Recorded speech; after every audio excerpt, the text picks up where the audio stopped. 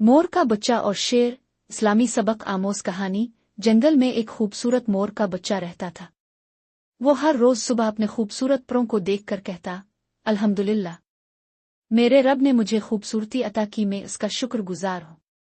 एक दिन एक भूखा शेर शिकार की तलाश में निकला। वो गुस्से में था और कहता जा रहा था, आज मैं किसी को नहीं छोड़ूंगा, जो भी रास्ते में आएगा मेरा शिकार बनेगा।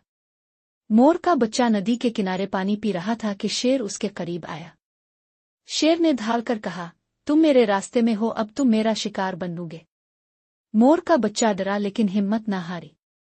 इसने शेर से कहा, ए शेर, अगर तुम्हें भूख लगी है तो खा लो, लेकिन पहले मुझे अल्लाह से दुआ करने दो।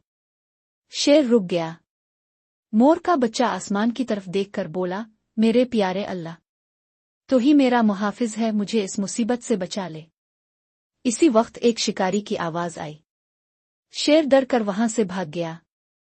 मोर का बच्चा सजदे में गिर गया और बोला, मेरे प्यारे अल्लाह, तूने मुझे बचाया, मैं तेरा शुक्र अदा करता हूँ। सबक: अल्लाह पर तवक्कल रखने वाला कभी अकेला नहीं होता। आजिज़ी, दुआ और शुक्र इंसान को बचा लेते हैं, चाहे दुश्मन कितना ही ताकतवर हो।